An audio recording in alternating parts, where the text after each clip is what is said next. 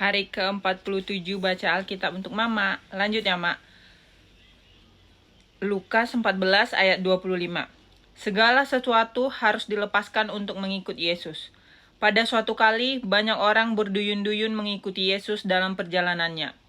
Sambil berpaling, ia berkata kepada mereka, "Jikalau seorang datang kepadaku dan ia tidak membenci bapaknya, ibunya, istrinya, anak-anaknya, saudara-saudaranya laki-laki atau perempuan, bahkan nyawanya sendiri, ia tidak dapat menjadi muridku. Barang siapa tidak memikul salibnya dan mengikut aku, ia tidak dapat menjadi muridku. Sebab siapakah di antara kamu yang kalau mau mendirikan sebuah menara tidak duduk dahulu membuat anggaran biayanya, kalau cukup uangnya untuk menyelesaikan pekerjaan itu, supaya jikalau ia sudah meletakkan dasarnya dan tidak dapat menyelesaikannya, jangan-jangan semua orang yang melihatnya mengejek dia. Sambil berkata, orang itu mulai mendirikan tetapi ia tidak sanggup menyelesaikannya. Atau, raja manakah yang kalau mau pergi berperang melawan raja lain, tidak duduk dahulu untuk mempertimbangkan, apakah dengan 10.000 orang ia sanggup menghadapi lawan yang mendatanginya dengan 20.000 orang? Jikalau tidak, ia akan mengirim utusan selama musuh itu masih jauh untuk menanyakan syarat-syarat perdamaian. Demikian pula lah tiap-tiap orang di antara kamu yang tidak melepaskan dirinya dari segala miliknya tidak dapat menjadi muridku. Garam memang baik, tetapi jika garam juga menjadi tawar, dengan apakah ia diasinkan? Tidak ada lagi gunanya baik untuk ladang maupun untuk pupuk, dan orang membuangnya saja. Siapa mempunyai telinga untuk mendengar, hendaklah ia mendengar. Perumpamaan tentang domba yang hilang. Para pemungut cukai dan orang-orang berdosa biasanya datang kepada Yesus untuk mendengarkan dia. Maka bersungut-sungutlah orang-orang Farisi dan ahli-ahli Taurat katanya, "Ia menerima orang-orang berdosa dan makan bersama-sama dengan mereka." Lalu ia mengatakan perumpamaan ini kepada mereka, "Siapakah di antara kamu yang mempunyai 100 ekor domba, dan jikalau ia kehilangan seekor di antaranya, tidak meninggalkan yang 99 ekor di padang gurun dan pergi mencari yang sesat itu sampai ia menemukannya? Dan kalau ia telah menemukannya, ia meletakkannya di atas bahunya dengan gembira. Dan setibanya di rumah, ia memanggil sahabat-sahabat dan tetangga-tetangganya, serta berkata kepada mereka, 'Bersukacitalah bersama-sama dengan aku, sebab dombaku yang hilang itu telah kutemukan.' Aku berkata kepadamu, demikian juga akan ada sukacita di surga karena satu orang berdosa yang bertobat, lebih daripada sukacita karena 99 orang benar yang tidak memerlukan pertobatan."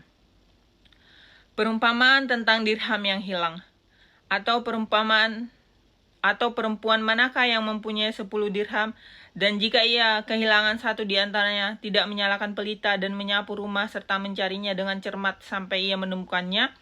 Dan kalau ia telah menemukannya, ia memanggil sahabat-sahabatnya dan tetangga-tetangganya, serta berkata, "Bersukacitalah bersama-sama dengan aku, sebab dirhamku yang hilang itu telah kutemukan."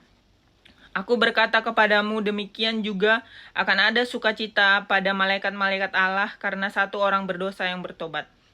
Perumpamaan tentang anak yang hilang. Yesus berkata lagi, "Ada seorang mempunyai 2 anak laki-laki. Kata yang bungsu kepada ayahnya, 'Bapa, berikanlah kepadaku bagian harta milik kita yang menjadi hakku.'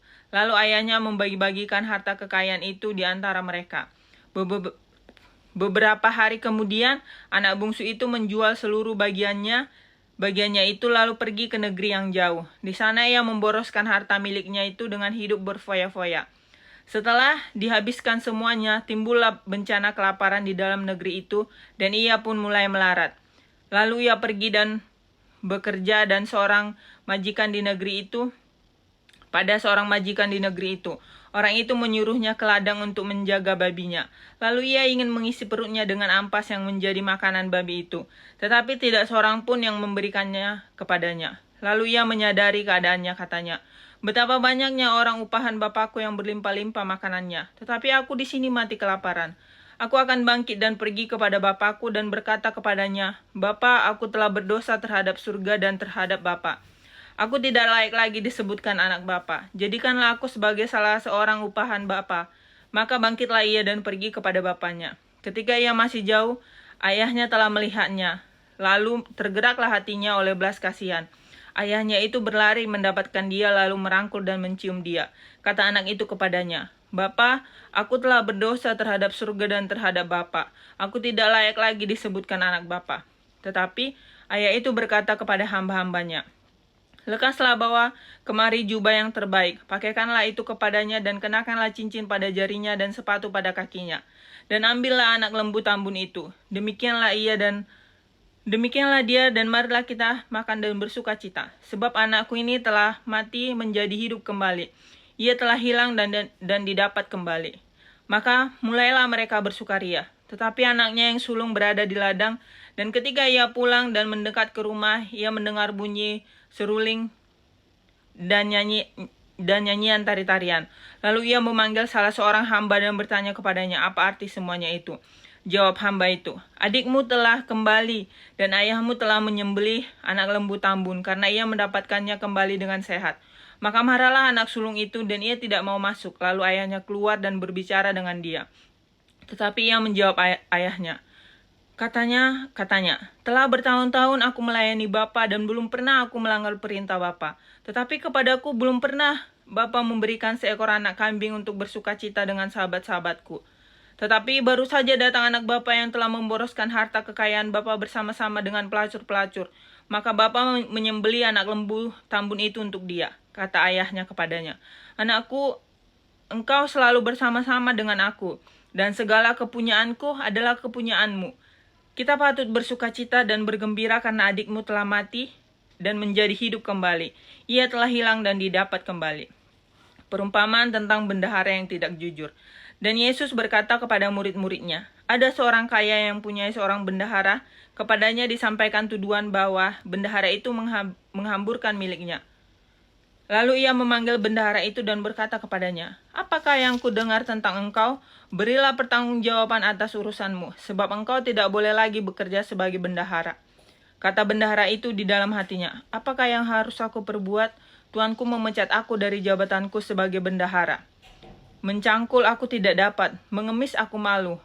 Aku tahu apa yang akan aku perbuat, supaya apabila aku dipecat dari jabatanku sebagai bendahara, ada orang yang akan menampung aku di rumah mereka.' Lalu ia memanggil seorang demi seorang yang berhutang kepada tuannya. Katanya kepada yang pertama, 'Berapakah hutangmu kepada tuanku?' Jawab orang itu, 100 tempayan minyak. Lalu katanya kepada orang itu, 'Inilah surat hutangmu, duduklah dan buat surat hutang lain sekarang juga, 50 tempayan. Kemudian ia berkata kepada yang kedua, 'Dan berapakah hutangmu?' Jawab orang itu, 100 pikul gandum. Katanya kepada orang itu, 'Inilah surat hutangmu, buatlah surat hutang lain 80 pikul. Lalu tuan itu memuji bendahara yang tidak jujur itu, karena ia telah bertindak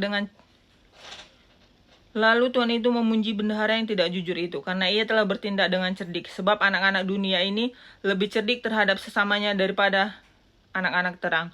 Dan aku berkata kepadamu, ikatlah persahabatan dengan mempergunakan mamon yang tidak jujur, supaya jika mamon itu tidak dapat menolong kamu, kamu diterima di dalam kemah abadi." Oke, sampai di situ. Besok kita sambung lagi ya, Mak. Hari ke-48. Mari kita berdoa. Tuhan Yesus, terima kasih aku dan mamaku masih boleh mendengarkan firman Tuhan sore ini. Tuhan, biarlah firman-Mu berakar, bertumbuh, dan berbuah dalam hidup kami. Tuhan, terima kasih sudah menebus kami di atas kayu salib. We love you, Jesus. Amin. Dadah, Mak.